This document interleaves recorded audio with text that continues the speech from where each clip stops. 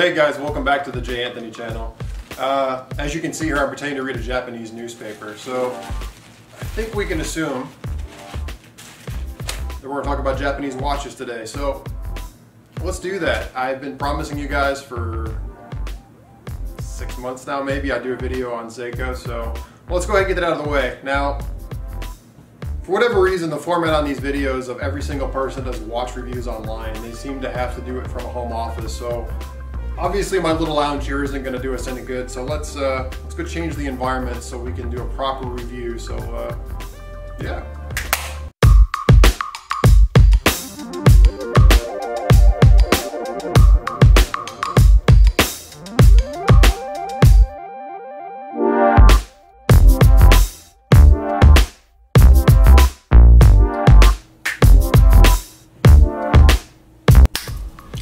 Alright guys, let's go ahead and get this thing started. So let's go ahead and start with a watch check. So today I'm wearing my Rolex GMT Master 2. I'm wearing it for two reasons.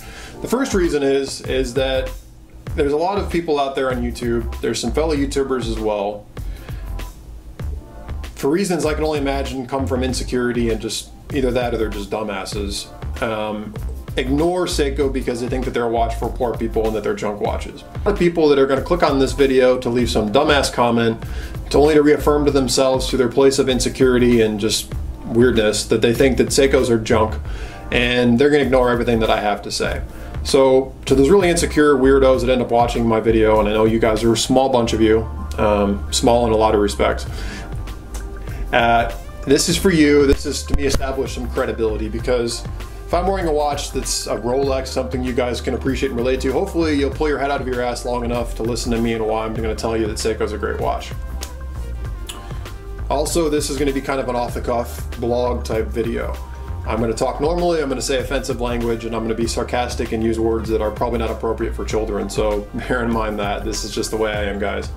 So anyway, so I'm wearing this again because if you're going to come into this with a thing of Seikos are junk, this is my way of establishing some credibility. This is the 6th Rolex I've owned. I've owned Breitlings, Omegas, Jaeger-LeCoultres, whatever. You can check out my channel if you want to look at reviews of those watches. I've had them, I've owned them, I get them. Point being is, I know what the hell I'm talking about most of the time, not always. And I'm here to tell you that Seiko's a great watch. And the other reason is that Seiko and Rolex have a lot more in common than I think people would recognize. And I think they're things that should really matter to a true watch enthusiast. You know, if you're coming at this strictly of a place of street cred and prestige, no, Seiko is never going to be in the same realm as a Rolex. But if you consider yourself to really be into watches, you're not just some superficial moron that's looking to show off to your friends and you care about watches, Seikos are great watches. Like Rolex, they've been around for a very long time. Seiko actually traces its roots back to the 1880s. Like Rolex, they make everything in-house. That includes the bracelets, that includes the cases, and most importantly to somebody like me who's really into in-house movements, that includes the movements. Like Rolex, they've also had a ton, like momentous amount of great innovations within the industry. I'm talking about quartz movements, I'm talking about spring drive, I'm talking about kinetic. And they make some incredible quality watches. So I want to this video is to help people understand why they really need to own a Seiko. Because if you are really a watch person, if you just appreciate watches, you're a connoisseur of watches, those things should matter to you. You should care that the things are made in-house. You should care that a company has a great history. You should care that a company has great innovation and quality. And I'm here to tell you that Seiko has all those things that you should value in a watch.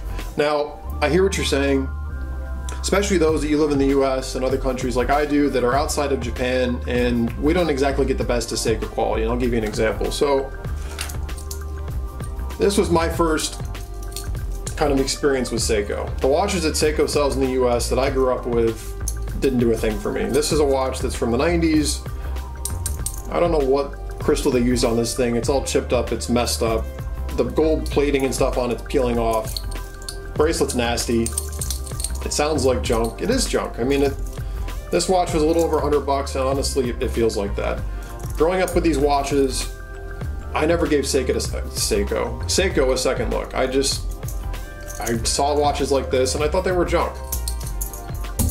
So I, like you guys, at one point didn't think about Seikos at all. And, you know, if you've watched me for a while, you know, I was very much the Swiss Scotch guy, very much had a thing for Rolex, for Omega, what have you.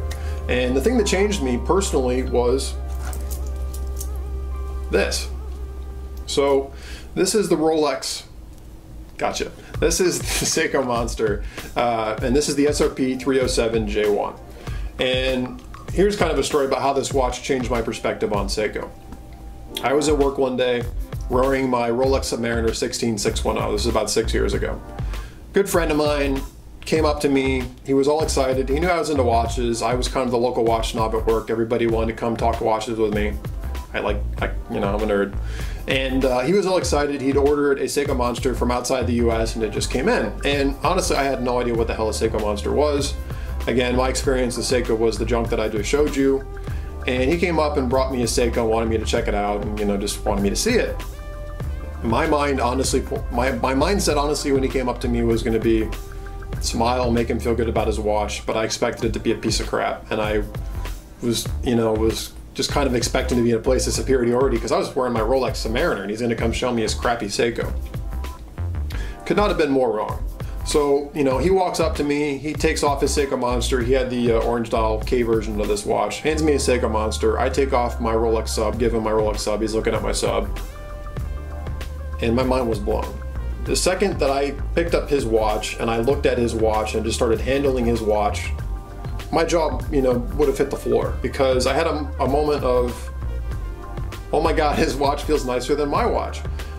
The quality on these Seiko Monsters is incredible, and I can tell you right now, if you were to hold a Rolex of this vintage, this is an 89 GMT Master, my Submariner was a 97 U series, and then you were to hold a Seiko Submariner, wow, Seiko Monster, I think most people would agree that the Monster feels like a higher quality watch. If I blindfolded somebody and stuck both of these watches in their hand, I think most people would say that this is the more expensive watch. And even looking at the two right now, the Rolex is a nice watch, don't get me wrong. Just the detail and the texture on the Monster's dial blows this watch out of the water. And I own this watch and I paid full money for this watch, and this watch costs considerably more than this watch.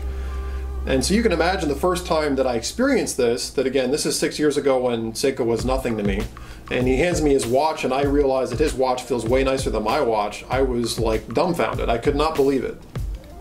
So, literally at that point, I started going down the Seiko route. It just blew my mind how great the quality of this watch was, and I couldn't make sense of it. Because again, I've been used to these Seikos they sell in the US, and they were junk. I had no idea that Seiko was selling high quality watches like this outside the United States. So, literally this watch got inside my head. I was obsessed. I had to have one. I looked for a long time, finally bought it. And from that day on, I was hooked on Seiko.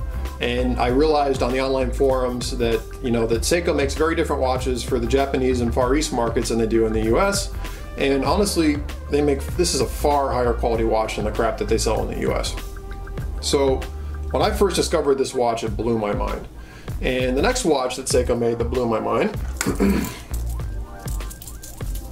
is this guy, the Seco Sarp 35. I like this watch better than any Rolex Datejust I've ever had. The quality on this watch is incredible and I adore it.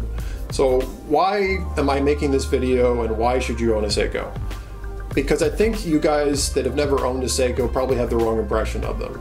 I think if you go out and do your due diligence, and I think if you look at the world market and look at watches like the SRP series or the SARB series or the SARCs or the SARS, a lot of the Seikos that they don't sell within the US and the Western markets, I think you will find that they make some incredibly well-made watches.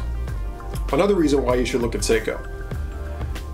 They have a watch for every price point, and I get there's insecure people that think that it's crazy that a company should be selling cheap watches to people, that if Rolex started making cheap watches, fanboys would drop off like flies, because a watch shouldn't be affordable to the normal people, which I think is absurd. But with Seiko, they start off with the Seiko 5 line. If you're on a budget of $50 to maybe $200, go check out Seiko's 5 line. They make some great watches in that range.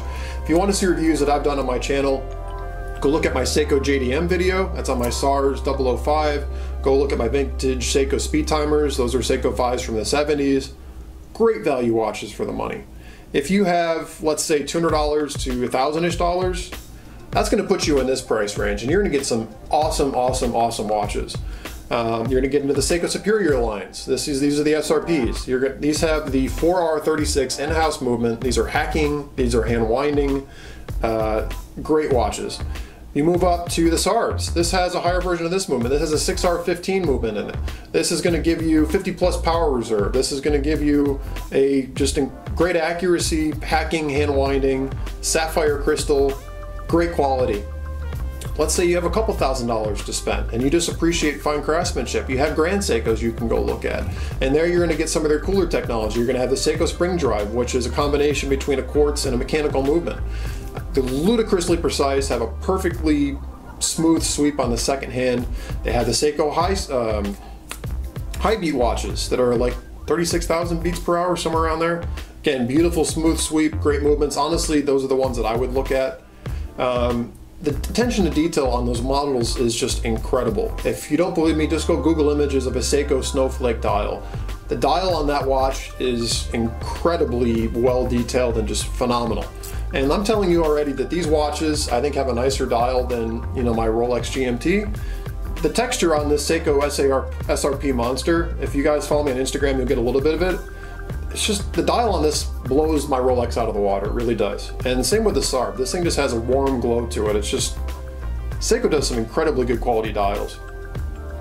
But again, if you want to spend a couple thousand, they can take it up another notch. Well, they're beautifully crafted Grand Seikos. If you like something more classic, I mean, these are more my taste. If you like things that are more ornate and more classic, they have the Seiko Creedor line. Extremely well made, a lot more classical looking in style. They have some other cool features on them as well. Point being, there's a Seiko at every price point for every single person. And if you look outside the local markets and start looking at watches, especially the ones they sell in Japan, I think you, like me, are going to realize you're going to be blown away by the quality. You know, again, if I took these watches and handed somebody one of these Rolexes and put them all in their hand and blindfolded them, I'd be willing to bet that they thought these watches cost more than this watch did. The quality is just phenomenal. So if you consider yourself a real watch connoisseur, you care about quality, you care about craftsmanship, you want something that's in-house, that's well made, that has a great history of innovation, you need to look at a Seiko. I can't recommend them enough. And honestly, if I only could live with two watches for the rest of my life, you know what? It'd be these two right here. This is my favorite sports watch. This is my favorite dress watch. And if anything, I might bump up and get a Grand Seiko at some point, which looks very similar to this. I couldn't be happier. I like this better than my Seiko or than my Rolex Submariner I used to own, and I like this better than the Rolex Datejust I've ever had. I just adore these watches. So hopefully you guys found this helpful. Do yourself a favor and check out Seiko. I'm going to post links to reviews on both these watches. I've reviewed them both on my channel. This is the Sarp 35. I'll post a review in the description. This is the Monster SRP 307J1. Again, I'll post a link to the review in the description. Check them out. I can't recommend them enough. Anybody from Seiko watching my videos, stop selling the crap you're selling in the US and start selling these watches. I think people get a totally different perspective on your brand. If that sounds complicated or you want some personal help, I'm happy to help you guys in any capacity that I can. I'd love to go help you guys at Seiko get better market penetration, because I think you're really underselling your product. As somebody from in marketing to you people in marketing at Seiko, you need to take advantage of your product line outside the US and outside the Western world, because you're missing some great opportunities there. So, as always guys, I'll leave it there. I've talked long enough. Thank you so much for watching. If you haven't already, subscribe so we can catch each other on the next video. What do you think? Let me know in the comments below. You know, and what are the brands out there too? So I think that Seiko, I think there's a lot of people that don't understand them. What other brands would you put that you think that people just are overlooking because they don't have the prestige factor? Let me know in the comments below. If you thought this was a great, you know, whatever this was, blog post, Seiko review, whatever, go ahead and give me a thumbs up. By the way, and I'm really sorry, I'm an American, so thumbs up when I do this is a positive gesture in the US. I forget that my friends outside the US, that this actually can be a very negative gesture, so I apologize, I mean nothing negative by it. If you didn't like what you saw here, feel free to give me a thumbs down. Let me know in the comments below what I can do better next time around. So always guys, thanks so much. I look forward to catching you guys on the next video, and have a great day.